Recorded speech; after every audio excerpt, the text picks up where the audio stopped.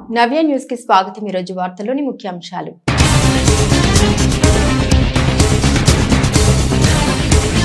Chirala sub division పరిధిలోని మండలంలో ప్రభుత్వ నిబంధనలకు విరుద్ధంగా వేసిన అక్రమ లేఅవుట్స్ పై చర్యలు ఉంటాయి। చీరాల మండల తహసీల్దార్ కార్యాలయంలో నిర్వహించిన చీరాల వేటపాలెం మండల స్థాయి అధికారుల సమీక్షలో చీరాల రెవెన్యూ డివిజనల్ అధికారి చంద్రశేఖర్ నాయుడు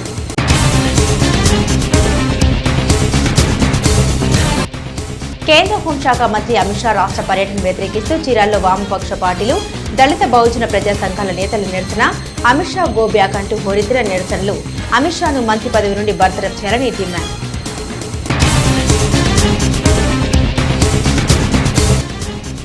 చీరాల మండలం దేవంగాపురి హస్తినాపురంలో దొంగల బీభత్సం। తాళాలు వేసి ఉన్న ఇళ్లను టార్గెట్ చేసుకుని చోరీలు। గ్రామంలోని పక్కపక్కనే ఉన్న ఇళ్ల తాళాలు పగలగొట్టి అందిన కాడికి దోచుకున్న దుండగులు। ఘటనపై విచారణ చేపట్టిన పోలీసులు। చీరాల మండల తహసీల్దార్ కార్యాలయం చీరాల వేటపాలెం మండలంలోని మండల స్థాయి అధికారులతో చీరాల రెవెన్యూ డివిజనల్ అధికారి చంద్రశేఖర్ నాయుడు సమీక్ష సమావేశం నిర్వహించారు। ఈ సమావేశంలో నియోజకవర్గంలోని అక్రమ లేఅవుట్స్ పై ఆయన ఆరా తీశారు। చీరాల వేటపాలెం మండలంలో ప్రభుత్వ అనుమతులు లేకుండా వస్తున్న అక్రమ లేఅవుట్స్ పై శాఖాపరమైన చర్యలు తప్పవని చీరాల రెవెన్యూ డివిజనల్ అధికారి చంద్రశేఖర్ నాయుడు హెచ్చరించారు। చీరాల మండలం తహసీల్దార్ కార్యాలయంలో చీరాల వేటపాలెం మండలంలో మండల స్థాయి అధికారులతో చీరాల రెవెన్యూ డివిజనల్ అధికారి చంద్రశేఖర్ నాయుడు సమీక్షా సమావేశం నిర్వహించారు। ఈ సమావేశంలో నియోజకవర్గంలోని అక్రమ లేఅవుట్స్ పై ఆయన ఆరా తీశారు। ఈ సందర్భంగా ఆయన మాట్లాడుతూ ఇప్పటికే అక్రమ లేఅవుట్స్ పై క్షేత్రస్థాయిలో విచారణ జరిపించామన్నారు। అందులో చీరాలలో 13 అక్రమ లేఅవుట్స్, వేటపాలెంలో 65 లేఅవుట్స్ ను గుర్తించామన్నారు। అక్రమ లేఅవుట్స్ పై జిల్లా ఉన్నతాధికారులకు నివేదిక పంపుతున్నామన్నారు। ఉన్నతాధికారుల ఆదేశాల మేరకు చర్యలు సైతం చేపడతామని స్పష్టం చేశారు। ఇదే క్రమంలో కొన్ని లేఅవుట్స్ కు నిబంధనల ప్రకారం చెల్లింపులు చేయిస్తున్నామన్నారు। ఇక కొనుగోలుదారులు సైతం లేఅవుట్స్ కొన్న సందర్భంలో ప్రభుత్వ అనుమతులు ఉన్నాయా లేదా అనే అంశాలు క్షుణ్ణంగా పరిశీలించి కొనుగోలు చేయాలన్నారు। లేని పక్షంలో భవిష్యత్తులో ప్రభుత్వానికి సంబంధించినటువంటి లబ్ధి చేకూరదని స్పష్టం చేశారు। కొనుగోలుదారులు ఎవరు కూడా అన్అప్రూవ్ లేఅవుట్లు కొనకూడదు। అన్ని revenue, Panchayati Raj or urban development authority or అన్ని అనుమతులు తీసుకున్నాక క్లియర్ కట్గా ఉండే లేఅవుట్లే కొనండి। అనుమతులు లేని లేఅవుట్లు కొనకూడదు। దానికి భవిష్యత్తులో ఎటువంటి హామీ ఉండదు అనేది క్లారిటీ ఉందో అవన్నీ ఐడెంటిఫై చేసి దాని ప్రకారం పై అధికారులకు నివేదించి దాన్ని రెగ్యులర్ చేయడం కానీ లేదా పెనాల్టీస్ క్లోజ్ చేయడం కానీ ఏదైనా మరీ ఇర్రెగ్యులర్గా ఉన్నాయంటే డిమాలిషన్ నివేషన్ చేయడం కానీ ప్రతి ఒక్కరు కంపల్సరీ గవర్నమెంట్ ఏదైతే నామ్స్ ఉన్నాయో అర్బన్ డెవలప్మెంట్ అథారిటీ అన్న లోకల్ బాడీస్ ఆ రెవెన్యూ ఈ అన్ని పరిమితులు తీసుకున్నాకనే అనుమతులు తీసుకున్నాకనే ఫ్లాట్ అప్రూవల్ తెలుసుకున్నాం। ఆ లేఅవుట్ అప్రూవల్ నెంబర్ కూడా వస్తుంది। ఆ నెంబర్ తీసుకుని కొనుక్కోమని చెప్పి ప్రజలకు అందరికీ కూడా రిక్వెస్ట్ చేస్తాం। రాజ్యాంగ నిర్మాత డాక్టర్ బిఆర్ అంబేద్కర్ పై రాజ్యసభలో అనుచిత వ్యాఖ్యలు చేసిన కేంద్ర హోంశాఖ మంత్రి అమిత్ షా రాష్ట్ర పర్యటనను వ్యతిరేకిస్తూ చీరాలలో వామపక్ష పార్టీలు, దళిత బహుజన ప్రజా సంఘాల నేతలు స్థానిక గడియార స్తంభం కూడల్లో నిరసన ప్రదర్శన చేపట్టారు। ఈ నిరసన కార్యక్రమంలో అంబేద్కర్ పై అవమానకరమైన అనుచిత వ్యాఖ్యలు చేసిన అమిత్ షాను కేంద్ర మంత్రి పదవి నుండి బర్తరఫ్ చేయాలని ప్రజా సంఘాల నేతలు డిమాండ్ చేశారు। పార్లమెంట్ లో అంబేద్కర్ పై అనుచిత వ్యాఖ్యలు చేసిన కేంద్ర మంత్రి అమిత్ షా వెంటనే కేంద్ర మంత్రికి రాజీనామా చేయాలని పలువురు దళిత బహుజన ప్రజా సంఘాల నేతలు డిమాండ్ చేశారు। రాజ్యాంగ నిర్మాత డాక్టర్ బిఆర్ అంబేద్కర్ పై రాజ్యసభలో అనుచిత వ్యాఖ్యలు చేసిన కేంద్ర హోంశాఖ మంత్రి అమిత్ షా రాష్ట్ర పర్యటన వ్యతిరేకిస్తూ చీరాల్లో వామపక్ష పార్టీలు, దళిత బహుజన ప్రజా సంఘాల నేతలు స్థానిక గడియార స్తంభం కూడల్లో నిరసన ప్రదర్శన చేపట్టారు। ఈ నిరసన కార్యక్రమంలో అంబేద్కర్ పై అవమానకరమైన అనుచిత వ్యాఖ్యలు చేసిన అమిత్ షాను కేంద్ర మంత్రి పదవి నుండి బర్తరఫ్ చేయాలని ప్రజా సంఘాల నేతలు డిమాండ్ చేశారు। ఈ సందర్భంగా పలువురు ప్రజా సంఘాల నేతలు మాట్లాడారు। రాజ్యాంగంలో డాక్టర్ బిఆర్ అంబేద్కర్ అన్ని వర్గాల ప్రజలకు సమానంగా హక్కులు కల్పించారని గుర్తు చేశారు। అలాంటి మహానీయుడిని అమిత్ షా అక్కసుని వెళ్లగక్కడని మండిపడ్డారు। అంబేద్కర్ మనస్మృతిని తీవ్రంగా వ్యతిరేకించారు అని వర్గాల కోసం ఆయన కృషి చేశారని గుర్తు చేశారు। కేంద్ర మంత్రి పదవి నుండి అమిత్ షా తప్పుకోవాలని, లేని పక్షంలో ఉద్యమాన్ని తీవ్రతరం చేస్తామని హెచ్చరించారు। ఈ కార్యక్రమంలో ప్రజా సంఘాల నేతలు బాబురావు, ఉటుకూరి వెంకటేశ్వర్లు, జుల్లాని నరపరెడ్డి, విమలాకర్ తదితరులు పాల్గొన్నారు। రాజ్యసభలో భారత రాజ్యాంగంపై చర్చ జరుగుతున్న సందర్భంలో డాక్టర్ బిఆర్ అంబేద్కర్ గురించి పార్లమెంట్ సభ్యులు అంబేద్కర్ గారి యొక్క గొప్పదనాన్ని గురించి చెబుతా ఉంటే, రాజ్యాంగం గురించి మాట్లాడుతుంటే కేంద్ర హోంమంత్రి రాజ్యాంగబద్ధంగా రాజ్యాంగ పదవిలో ఎన్నికైనట్టు కేంద్ర హోంమంత్రిగా ఉన్నట్టు అమిత్ షా గారు ఆ అంబేద్కర్ అవమానకరంగా మాట్లాడేటువంటి వ్యంగ్యంగా అంబేద్కర్ అంబేద్కర్ అంబేద్కర్ అని చెప్పేసి ఈ కాలంలో పేషణగా మారిపోయింది। అంబేద్కర్ ఉచ్చరించేదానికంటే భగవంతుడిని నామస్మరణ చేస్తే 7 జన్మలకు సరిపడా స్వర్గ ప్రాప్తి వస్తుందని చెప్పేసి పార్లమెంటు సాక్షిగా చెప్పడం జరిగింది. ఇది ఒక విధంగా అంబేద్కర్ని, భారత రాజ్యాంగాన్ని అవమానించడం అని చెప్పేసి మేము అభిప్రాయపడతా ఉన్నాం. ఏదైతే డాక్టర్ బిఆర్ అంబేద్కర్ రాసిన రాజ్యాంగబద్ధంగా ఎన్నికయ్యి రాజ్యాంగ పదవిలో కొనసాగిన అమిత్ షా రాజ్యాంగం పట్ల, ఆ రాసినట్టే వ్యక్తి పట్ల, అంబేద్కర్ గారి పట్ల గౌరవం ఏమాత్రం గౌరవం లేకుండా అవమానించడం అనేది ఇది సిగ్గుచేటైన విషయం. అందుకని రాజ్యాంగం పట్ల గౌరవం లేని వ్యక్తి రాజ్యాంగ పదవిలో కొనసాగడానికి అనర్హుడు కాబట్టి ఆయన రాజీనామా చేయాలని చెప్పేసి ఈ సందర్భంగా డిమాండ్ చేస్తూ ఉన్నాం. అదే సందర్భంలో ఈరోజు ఆంధ్ర రాష్ట్రంలో అమిత్ షా గారు పర్యటన చేస్తూ ఉన్నారు. హోంమంత్రి హోదాలో అమిత్ షా ఈ రాష్ట్రంలో పర్యటించే అర్హత లేదు కాబట్టి ఎమ్మడే వెనక్కి వెళ్ళిపోవాలని చెప్పేసి గో బ్యాక్ అమిత్ షా అనే నినాదంతో ఈరోజు రాష్ట్ర వ్యాప్తంగా నిరసన కార్యక్రమాలు చేపడుతున్నాం. అంబేద్కర్ గారిపై అనుచిత వ్యాఖ్యలు చేసినటువంటి హోంశాఖ, కేంద్ర హోంశాఖ మినిస్టర్ మన ఆంధ్రాలో తిరుగుతూ ఉన్నాడు. అటువంటి ఆయన్ని మన ఆంధ్రాలో నిరసనగా ప్రతి చోట కూడాను వామపక్షాలు, ప్రజా సంఘాలు అన్ని కొలసగాడాను ఆయన వ్యతిరేకంగా సమస్య మీద పోరాడుతూ ఉన్నారు. నిజంగా చూసుకున్నట్లయితే అమిత్ షా అంబేద్కర్ అంబేద్కర్ అంబేద్కర్ అని చెప్పేసి అంటూ ఉన్నారు. అదే ఒక దేవుని గురించి మీరు ప్రార్థన చేసుకున్నట్లయితే మీరు విముక్తి చెందుతారు, మీరు సంపన్నులు అవుతారని చెప్పేసి అనుచితంగా చేసినటువంటి ఆయన నిజంగా శ్రామిక జనం కోసం, దళితుల కోసం, గిరిజనుల కోసం, ప్రజలందరి కోసం కూడాను రాజ్యాంగం తయారు చేసి మన ప్రభుత్వానికి అప్పచెప్పినటువంటి మేధావిని తక్కువగా మాట్లాడటం అనేది చాలా హీనమైనటువంటి పరిస్థితి. ఈ ఒక్క విషయమే కాదు, భారతదేశంలో రైతాంగం మొత్తం కూడాను ఆ రైతుల హక్కులు తీసేయడానికి ప్రయత్నం చేస్తే 3 సంవత్సరాల క్రితం పెద్ద ఎత్తున ఢిల్లీలో ఉద్యమం నడిపినటువంటి రైతాంగం ఆ చట్టాలకు వ్యతిరేకంగా పెద్ద ఎత్తున పోరాడారు. అప్పుడు 750 మంది రైతులు కూడా చనిపోయారు. మళ్ళీ వెంటనే ఆ చట్టాన్ని వెనక్కి తీసుకుంటున్నట్టుగా చెప్పి మళ్ళీ 4 నెలల నుంచి ఆ ప్రయత్నం చేస్తూ ఉన్నది ఈ కేంద్ర ప్రభుత్వం. నిజంగా శ్రామిక ప్రజల క్షేమం కోరేదైతే, రైతుల యొక్క క్షేమం కోరేదైతే ఆ చట్టాన్ని రద్దు చేయాలని దాదాపు 50 రోజుల నుంచి ధన్యవాదాలని చెప్పేసి ఒక నాయకుడు ఆమరణ దీక్ష చేస్తూ ఉన్నాడు. దాదాపు ఇవాళ రేపు చనిపోయే పరిస్థితి కూడా వచ్చింది. అటువంటి వాళ్ళని పట్టించుకోకుండా ఈ అనుచిత వ్యాఖ్యలు చేస్తూ మనువాదాన్ని దృష్టిలో పెట్టుకొని ప్రజలందరినీ కూడాను మానసికంగా చేసేటువంటి పరిస్థితి, స్త్రీలని చాలా ఆట వస్తువులుగా తయారు చేసేటువంటి పరిస్థితి ఈ మనువాదం వస్తుంది. కాబట్టి దాని వ్యతిరేకంగా మన అందరి ద్వారా నిరసన తెలియజేసి ఈ కార్యక్రమం పాల్గొన్నటువంటి ప్రజా సంఘాల వారికి, పార్టీలకి అన్నిటికి కూడాను హృదయపూర్వక ధన్యవాదాలు. 2024 శీతాకాల సమావేశాల్లో రాజ్యాంగం ద్వారా కంత్రి లాంటి అమిత్ షా మంత్రి అయ్యి రాజ్యాంగాన్ని రచించిన అంబేద్కర్ని అనుచిత వ్యాఖ్యలు చేశాడు. మిత్రులారా, రాజ్యాంగం రాయకపోయి ఉంటే అంబేద్కర్ గారు ఈ 140 కోట్ల మంది ప్రజలు ఎలా బ్రతికేవాళ్ళు? ఈ 140 కోట్ల మంది ప్రజలకు హక్కులు ఉన్నాయా? ఈరోజు పార్లమెంట్లో అంబేద్కర్ను అవమానించిన అమిత్ షా మంత్రి ఉండేవాడా? నేను మీ పార్లమెంట్ సాక్షిగా ఈ అందరిని అడుగుతా ఉన్నా. మిత్రులారా, ఈరోజు ఇలాంటి కంతులు, ఇలాంటి దుర్మార్గులు మంత్రులు అయ్యి రాజ్యాంగం రాసిన నిర్మాతని అవమానించే స్థాయికి ఎదిగారంటే వీళ్ళు రాజ్యాంగ పదవుల్లో ఉండటం న్యాయమా అని అడుగుతా ఉన్నాయి. వెంటనే ఇతను రాజీనామా చేయాలి అమిత్ షా అతను. ఇలాగే ఈరోజు ఆంధ్ర రాష్ట్రంలో పర్యటనకు వస్తున్నాడు. ఏ మొహం పెట్టుకొని నువ్వు పర్యటనకు వస్తున్నావు? అసలు నీకు ఏ హోదా ఉందని నువ్వు పర్యటనకు వస్తున్నావు? రాజ్యాంగ నిర్మాతని అవమానించిన నువ్వు, రాజ్యాంగాన్ని అవమానించిన నువ్వు మరి ఏ దేవుని భుజాన్ని వేసుకొని వస్తున్నావు నేను అడుగుతా ఉన్నా. చీరాల మండలం దేవంగాపురి పంచాయతీ హస్తినాపురంలో దొంగలు బీభత్సం సృష్టించారు. అర్ధరాత్రి తాళాలు వేసి ఉన్న ఇళ్లను టార్గెట్ చేసుకుని చోరీలకు పాల్పడ్డారు. గ్రామంలో పక్కపక్కనే ఉన్న ఇళ్ల తాళాలు పగలగొట్టి అందిన కాడికి దోచుకుని పరారయ్యారు దుండగులు. చీరాల మండలం దేవంగపురి పంచాయతీ హస్తినాపురంలో దొంగలు బీభత్సం సృష్టించారు. అర్ధరాత్రి తాళాలు వేసి ఉన్న ఇళ్లను టార్గెట్ చేసుకుని చోరీలకు పాల్పడ్డారు. గ్రామంలో పక్కపక్కనే ఉన్న ఇళ్ల తాళాలు పగలగొట్టి అందిన కాడికి దోచుకుని పరారయ్యారు. బాధితుల వివరాల మేరకు స్థానికంగా నివాసం ఉండే పృథ్వీ వసుంధర తన నివాసం సమీపంలో తన తల్లి నివాసం వద్దే ప్రతిరోజు రాత్రులు నిర్దిస్తూ ఉంటుంది.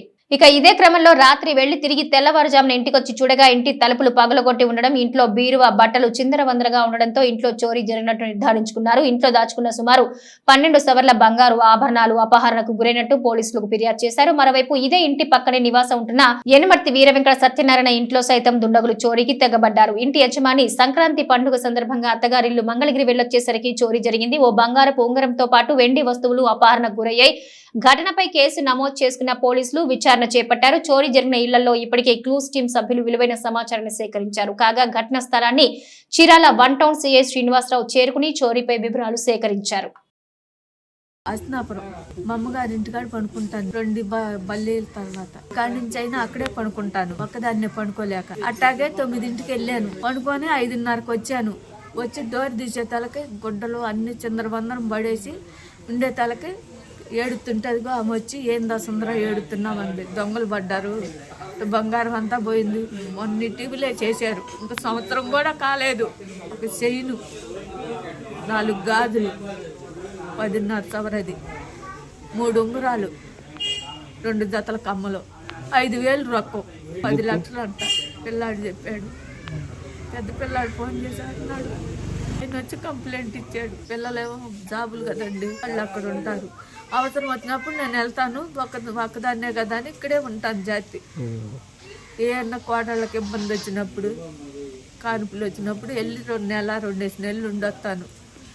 నేను పండగని తెచ్చానండి బంగారం, లేకపోతే మా అమ్మగారింట్లోనే ఉంటుంది. రాత్రి మర్చిపోయాను. చరిత్రలో నేటి ముఖ్యమైన ఘటనల్ని ఓసారి చూద్దాం.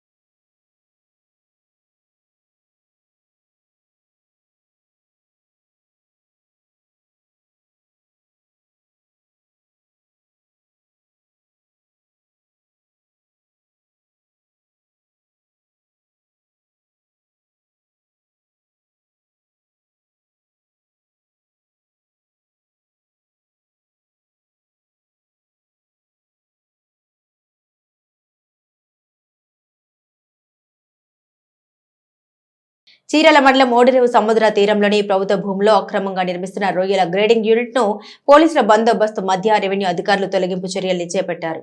ప్రభుత్వానికి చెందిన భూములను అన్యక్రాంతం చేస్తే శాఖాపరమైన చర్యలు తప్పవని చీరాల రెవెన్యూ డివిజనల్ అధికారి చంద్రశేఖర్ నాయుడు హెచ్చరించారు. చీరాల మండలం ఓడరేవు సముద్ర తీరంలోని ప్రభుత్వ భూముల్లో అక్రమంగా నిర్మిస్తున్న రొయ్యల గ్రేడింగ్ యూనిట్ ను పోలీసుల బందోబస్తు మధ్య రెవెన్యూ అధికారులు తొలగింపు చర్యలు చేపట్టారు. సముద్ర తీరంలోని ప్రభుత్వ భూముల్లో అక్రమంగా నిర్మాణాలు చేపడుతున్నారనే సమాచారంతో జిల్లా కలెక్టర్ ఆదేశాలతో చీరాల రెవెన్యూ డివిజనల్ అధికారి చంద్రశేఖర్ నాయుడు ఆధ్వర్యంలో అక్రమ నిర్మాణాలను తొలగించే ప్రక్రియ తెల్లవారుజాము నుండే రెవెన్యూ అధికారులు తొలగింపు ప్రక్రియ చేపట్టారు. కాగా అక్రమ నిర్మాణాలు తొలగించే క్రమంలో ఎటువంటి ఘర్షణ ఇతరత్ర ఇబ్బందులు తలెత్తకుండా ఉండేందుకు గాను ముందస్తుగా చీరాల డీఎస్పీ ఎస్జీ మెయిన్ పర్యవేక్షణలో పోలీసు సిబ్బందితో ముందస్తు బందోబస్తు నిర్వహించారు. ప్రభుత్వ భూముల్లో ఆక్రమించిన నిర్మాణాలు చేపట్టిన కఠిన చర్యలు తప్పవని చీరాల రెవెన్యూ డివిజనల్ అధికారి చంద్రశేఖర్ నాయుడు హెచ్చరించారు. ఇక్కడ చీరాల వాడరేవు మండలంలో మనకు అక్రమ కట్టడాలను గుర్తించడం జరిగింది. కలెక్టర్ గారి దృష్టికి తీసుకెళ్లి డిస్టిక్ లెవెల్ కమిటీలో వాళ్ళ ఆదేశానుసారము ఈరోజు పూర్తిగా తొలగించడం జరిగింది. సో ఇలాంటి కట్టడాలు భవిష్యత్తులో ఏదైనా వస్తే కూడా ఎలాంటివి తొలగిస్తాము, దానిపైన ప్రత్యేకమైన కార్యాచరణతో మేము ముందుకెళ్తామని తెలియజేస్తాం. నోటీసులు ఇచ్చాము. సో ప్రాపర్ నోటీసులు ఇవ్వడం జరిగింది. నోటీసులు నిరాకరించడం జరిగింది. రిజిస్టర్ పోస్ట్ ద్వారా పంపించాము. అలాగే పర్సనల్ సర్వీస్ కూడా చేస్తాము. అన్ని తగు చర్యలు తీసుకొని డిమాలిష్ చేస్తామండి. చీరాల పట్టణంలోని ఓడరేవు బస్టాండ్ సమీపంలోని మార్పు సామాజిక సేవా సంస్థ కార్యాలయంలో విద్యార్థులకు 40 రోజుల పాటు నిర్వహించే ఉచిత కంప్యూటర్ శిక్షణ శిబిరం ఆదివారం నుండి ప్రారంభించారు. కాగా ఈ కార్యాలయంలో నూతనంగా ఏర్పాటు చేసిన కంప్యూటర్ ల్యాబ్ ను ఆర్సీఎం చర్చ్ ఫాదర్ నరేష్ బాబు ప్రారంభించారు. విద్య ద్వారానే సమాజంలో ఉన్నతమైన జీవితం సాధ్యమని ఆర్సీఎం చర్చ్ ఫాదర్ నరేష్ బాబు అన్నారు. చీరాల పట్టణంలోని ఓడరేవు బస్టాండ్ సమీపంలోని మార్పు సామాజిక సేవా సంస్థ కార్యాలయంలో విద్యార్థులకు 40 రోజుల పాటు నిర్వహించే ఉచిత కంప్యూటర్ శిక్షణ శిబిరం ఆదివారం నుండి ప్రారంభించారు. కాగా కార్యాలయంలో నూతనంగా ఏర్పాటు చేసిన కంప్యూటర్ ల్యాబ్ ను ఆర్సీఎం చర్చి ఫాదర్ నరేష్ బాబు ప్రారంభించారు. ఈ సందర్భంగా ఆయన మాట్లాడారు. విద్యతోనే సమాజంలో మార్పు, చైతన్యం, ప్రగతి సాధ్యమని నమ్మి మార్పు స్వచ్ఛంద సంస్థ విద్యార్థుల భవిష్యత్తుకు అవసరమైన కంప్యూటర్ తరగతులు, పోటీ పరీక్షలకు శిక్షణ, ఇంగ్లీష్ తరగతులు వంటి ప్రత్యేక శిక్షణ శిబిరాలు నిర్వహించడం అభినందనీయమన్నారు. ఈ తరహాలో పేద విద్యార్థులకు చేతనందించే క్రమంలో విద్యార్థులు సైతం ఇటువంటి అవకాశాన్ని సద్వినియోగం చేసుకోవాలన్నారు. తద్వారా విద్యార్థులకు ఉజ్వల భవిష్యత్తు ఉంటుందన్నారు. ఈ సందర్భంగా సంస్థ వ్యవస్థాపకులు మార్పు గ్రెగోరీ మాట్లాడుతూ నేటి నుండి ప్రారంభమైన కంప్యూటర్ శిక్షణ తరగతులకు పెద్ద సంఖ్యలో విద్యార్థుల నుండి స్పందన లభించిందన్నారు. ఇదే క్రమంలో చీరాల పరిసర ప్రాంతాల్లోని ఆసక్తి కలిగిన విద్యార్థులు కంప్యూటర్ శిక్షణ తరగతులకు దాదచుకుంటే సరాసరి కార్యాలయానికి వచ్చి పేరు నమోదు చేసుకోవచ్చన్నారు. ప్రతి ఒక్కరు ఈ అవకాశాన్ని సద్వినియోగం చేసుకోవాలన్నారు. అనంతరం కంప్యూటర్ శిక్షణ తరగతులకు హాజరైన పలువురు పేద విద్యార్థులకు సంస్థ సహకారంతో కాలేజ్ బ్యాగ్స్ ను అందించారు.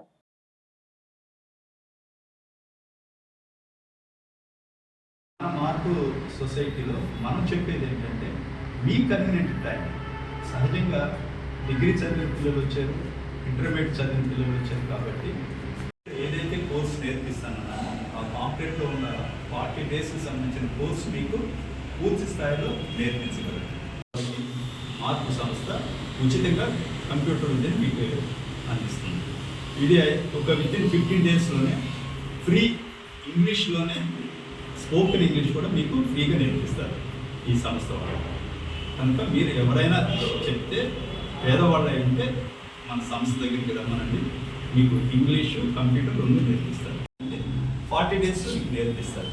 ఆ 40 డేస్ తర్వాత ఇంకా ఇంట్రెస్ట్ ఉండి నేర్చుకోవాలి అనుకున్న వాళ్ళు ఎవరైనా ఉంటే రిమైనింగ్ ఆ టైం కూడా మీరు చెప్పిన టైం ప్రకారం ఆ బ్యాచ్ని తయారు చేసి ఆ టైంలో మీకు నేర్పించడానికి మీకు సార్లు సిద్ధంగా ఉంటారు. కనుక మీరు ఏ టైంలో అయితే నేర్చుకోగలరు మీరు చెప్తే ఉంటారు.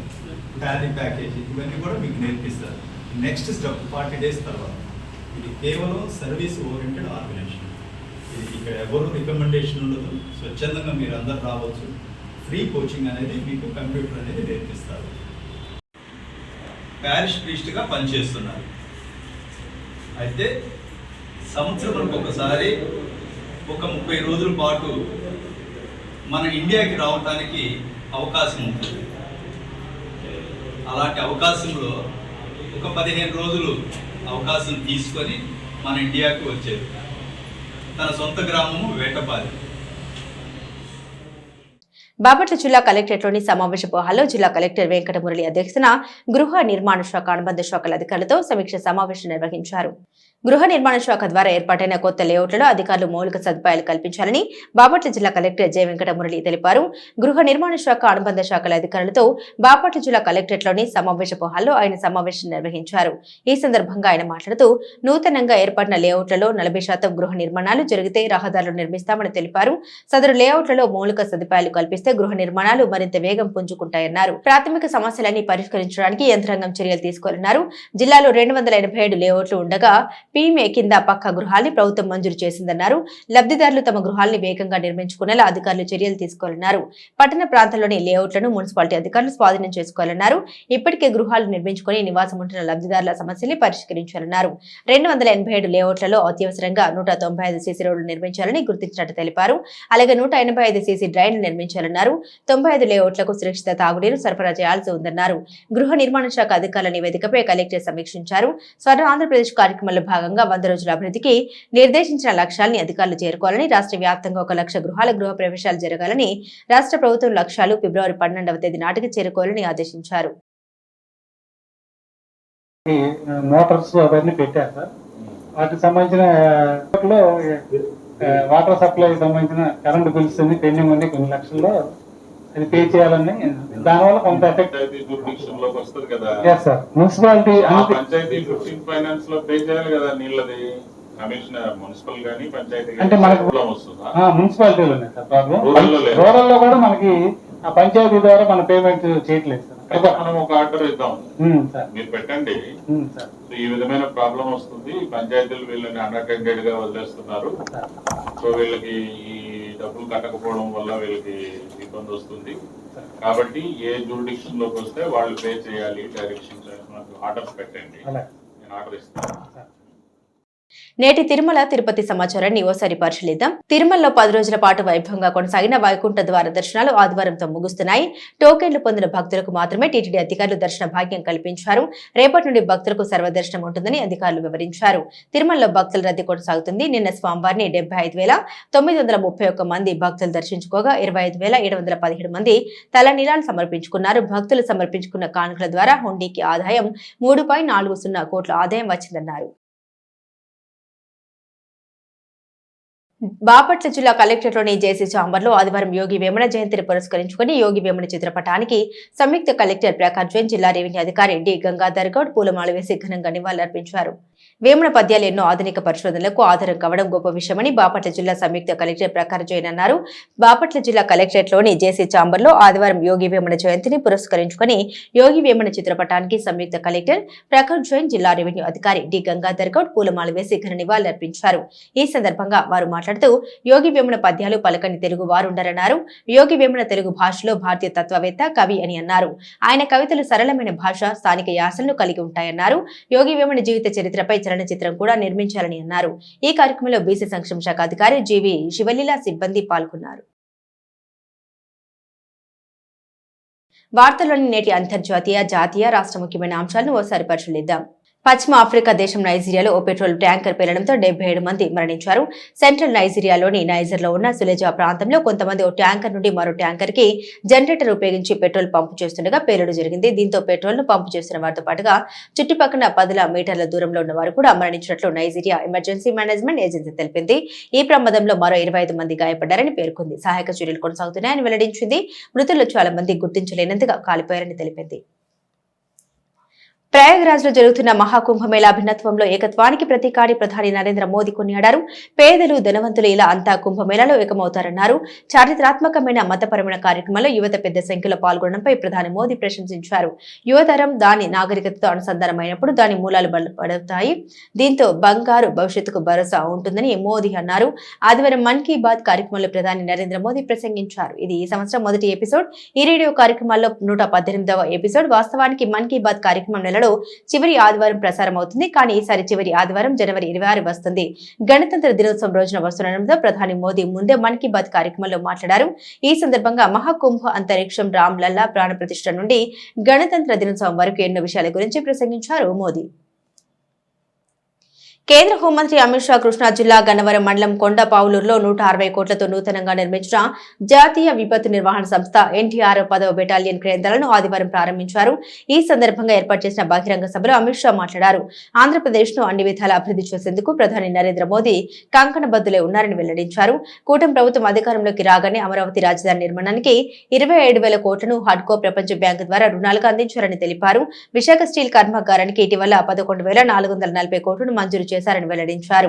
జాతీయ ప్రాజెక్టు పోలవరానికి నిధులు మంజూరు చేసినందున 2028 నాటికి రాష్ట్రంలోని అన్ని ప్రాంతాలకు పోలవరం జలాలు అందుతాయన్న విశ్వాసాన్ని వ్యక్తం చేశారు. భారతదేశంలో ఆటో కంపెనీలు సీఎన్జీ వైపు దృష్టి సారిస్తున్నాయి. బజాజ్ ప్రపంచంలోనే మొట్టమొదటి సీఎన్జీ బైక్ ను విడుదల చేయడంతో ఆ రంగంలో తమ ఉనికిని చాటుకునేందుకు కొన్ని కంపెనీలు సీఎన్జీ వాహనాన్ని రిలీజ్ చేస్తున్నాయి. తాజాగా ప్రముఖ కంపెనీ టీవీఎస్ ఆటో ఎక్స్పో 2025లో ప్రపంచంలోనే మొదటి సీఎన్జీ స్కూటర్ ను ఆవిష్కరించింది. TVS Jupiter CNG model concept model గా పరిచయం చేసింది. ప్రజాస్పందనకు అనుగుణంగా త్వరలోనే ఈ స్కూటర్ ఉత్పత్తిని కంపెనీ ప్రారంభిస్తోందని నిపుణులు అంచనా వేస్తున్నారు. టీవీఎస్ జూపిటర్ సీఎన్జీ మోడల్ కూడా పెట్రోల్ తో నడుస్తుంది.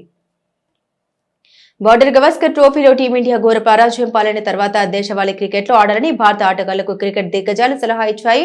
ఇటీవల సమీక్ష సమావేశం తర్వాత బీసీసీఐ తమ ఆటగాళ్లకు దేశవాళీ క్రికెట్ ఆడడాన్ని తప్పనిసరి చేసింది. ఆ తర్వాత త్వరలో ప్రారంభమయ్యే రంజీ ట్రోఫీ 2వ రౌండ్ లో భారతదేశానికి చెందిన చాలా మంది స్టార్ ఆటగాళ్లు కనిపించనున్నారు. రంజీ ట్రోఫీలో ఆడాలనే నిర్ణయాన్ని రోహిత్ శర్మ ధృవీకరించారు. ఈ దేశవాళీ టోర్నీలో రవీంద్ర జడేజా, రిషబ్ పంత్ కూడా ఆడడం ఖాయమైంది. జడేజా, పంత్ త్వరలో ఒకరితో ఒకరు ఢీకొట్టడం కనిపిస్తుంది. నవ్య న్యూస్ ముగించే ముందు ముఖ్యాంశాలు మరోసారి.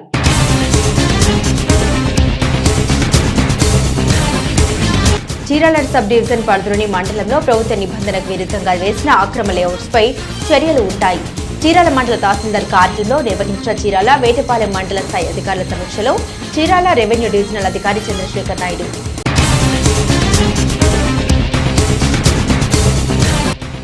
కేంద్ర హోంశాఖ మంత్రి అమిత్ షా రాష్ట్ర పర్యటన వ్యతిరేకిస్తూ చీరాల్లో వామపక్ష పార్టీలు దళిత బహుజన ప్రజా సంఘాల నేతల నిరసన, అమిత్ షా గో బ్యాక్ అంటూ హోరెత్తిన నిరసనలు. అమిత్ షాను మంత్రి పదవి నుండి బర్తరఫ్ చేయాలని డిమాండ్.